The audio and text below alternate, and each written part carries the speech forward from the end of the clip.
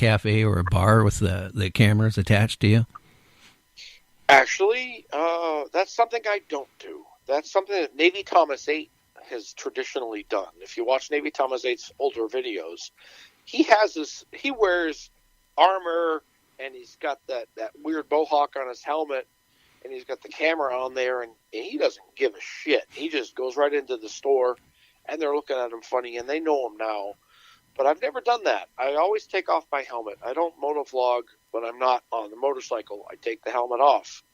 If I'm going to film anything while I'm off the bike, I'll use my iPhone and make videos that way.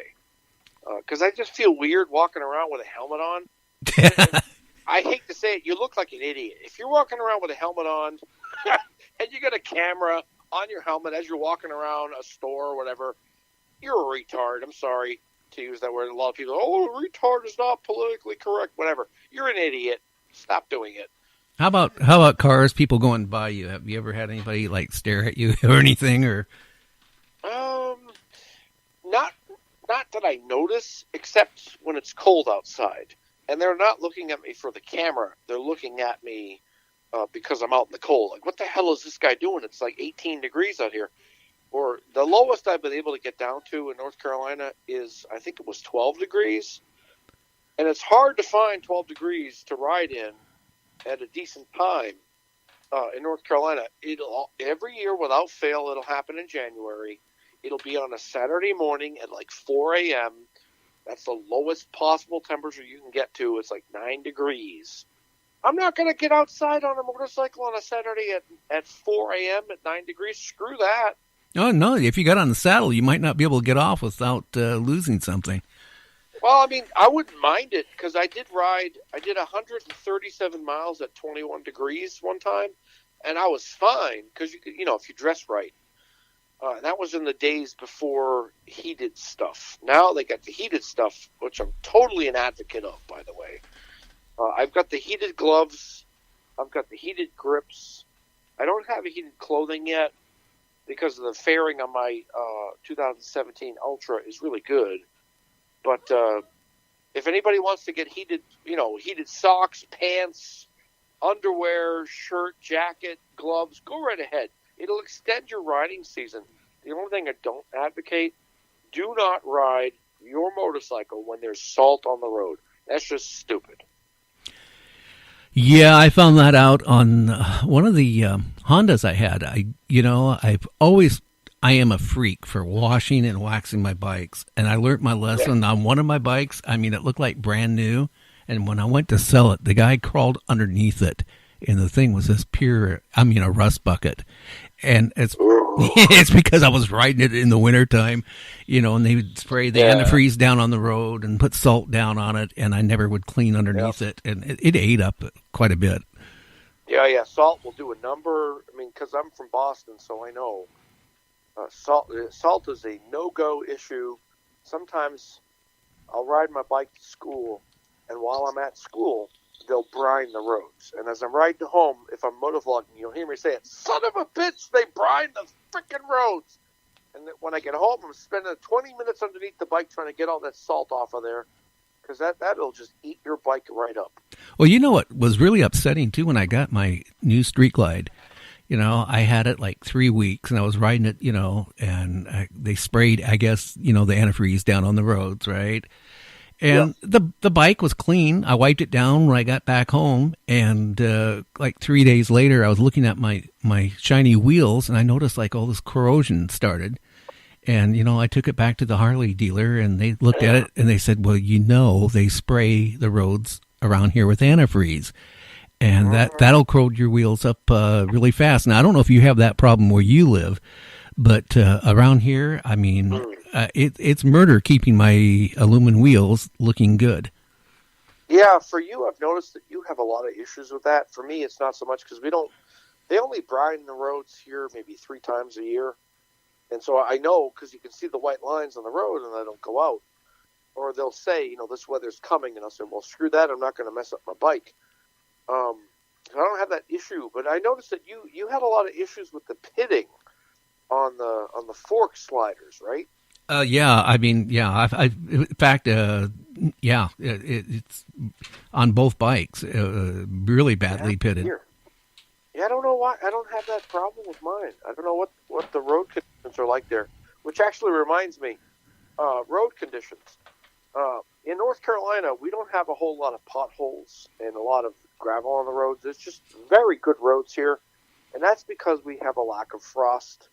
So we don't get the frost heaves, and we don't have the major rains like a lot of places have. So the roads here are great for that. Moose 3971, he rides up in Michigan, and they have really crappy roads. And he's always been kind of bragging to me about how I ride in potholey, gravelly roads all the time, and I'm great, this and that. And last summer, he and I took a trip up to Massachusetts. And as we're riding from New York State into Massachusetts to go to see my sister, we're on Route 128. And actually Route 90, even from western Massachusetts. The potholes were big enough to swallow an entire Ultra Classic. I mean, these potholes were huge. And we're going, bounding through these things, bouncing up and down, and gravel flying everywhere. Damage I probably haven't even taken a toll of all the damage that's been done. And he says to me, okay, you win. The roads in Massachusetts are worse than they are in Michigan. And I hate to say it, I was oddly proud of that fact. Well, what was really frustrating is like when I got the Street Glide originally. Me and my son again. We went to Reno and Las Vegas, and we went through the couple deserts, And when I got back home, I was like washing my bike, and my front fender was all pitted. The forks were all pitted. My front bat wing was all pitted, and but you know what? I looked at the Ultra Classic, and different type of paints, evidently, no pitting at all. And when I talked to Harley about it, and actually talked to corporate, they said, "Well, the new type paint process, we don't use primer anymore. We use a combination paint primer and go right over the direct metal." On the older bikes, they would put a heavy coat of primer on it and put a heavy coat of paint on it, then clear coat. So, the paints look really good on the new bikes, but I just don't think they're as durable as the older paint jobs. I mean, how about that? I'll have to keep an eye on that, because I haven't really noticed anything on mine. But, I'm not going down. Like, you are very meticulous about yours. If you saw my bike right now outside in the garage, you would probably puke. I have not waxed that bike since, August. Oh, wow. Yeah, I was on that major motorcycle trip. I did 5,000 miles in 1 month. Oh, wow. A lot for me.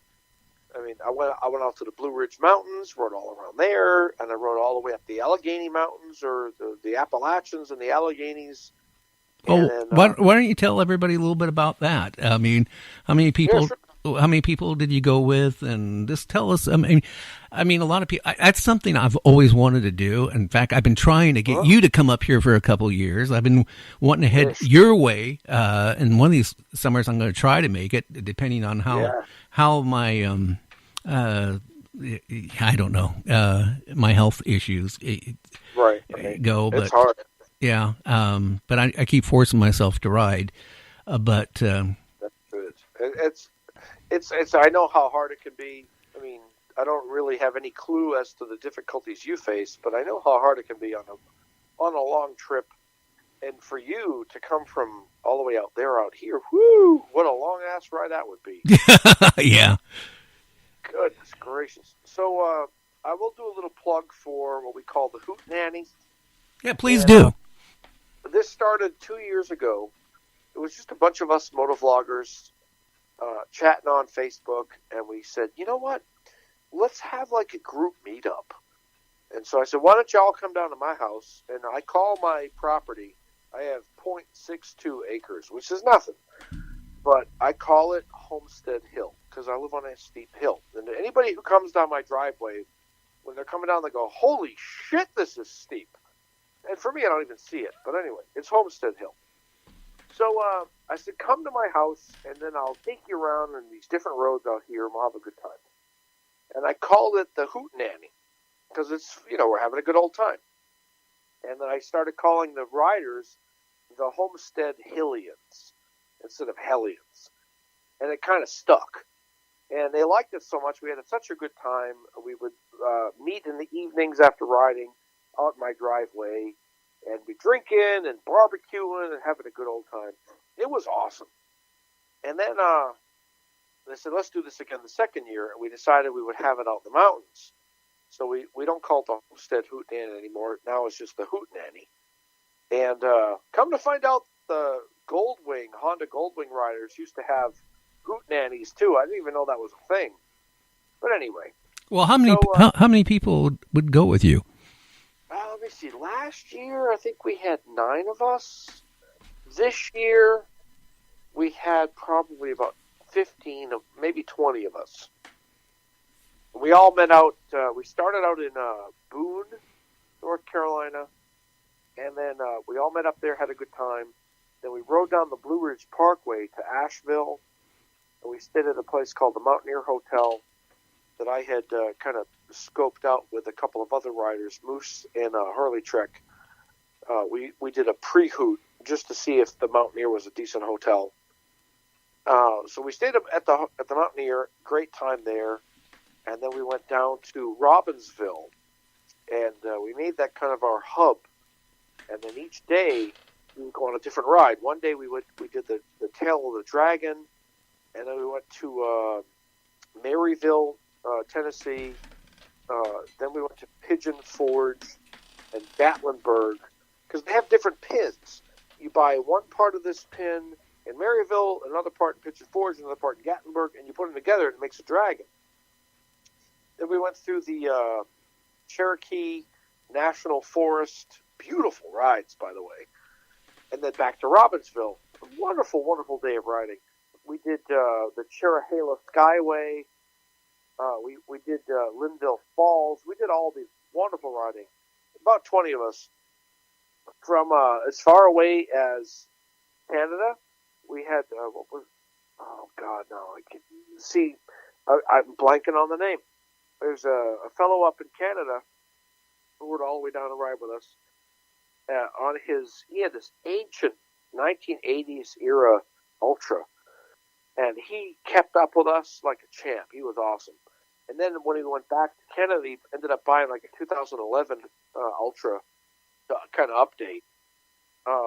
We had people from Minnesota, from Michigan, from Georgia, Tennessee, Connecticut, Massachusetts, New Jersey, Maryland, from all over coming down.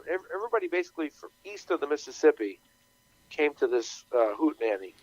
And we had such a wonderful time riding all over the place. Some of us, we had 3 groups. We had the aggressive group, we had the mid-level group, and we had the take it easy group. And so that worked out very well. And what group were you in?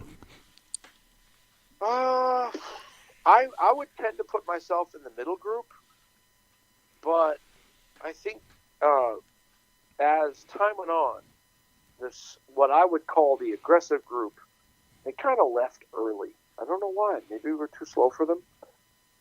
There was a guy, I can't remember his YouTube moniker, but he rides a Ducati, and that dude, apparently, he's scraping the pegs on a Ducati. And he was too bored with us, so he went home. But it was me and Moose and Harley Trek and Scott and Orvis 128. We pretty much stuck together. We became the aggressive riding group, just by default.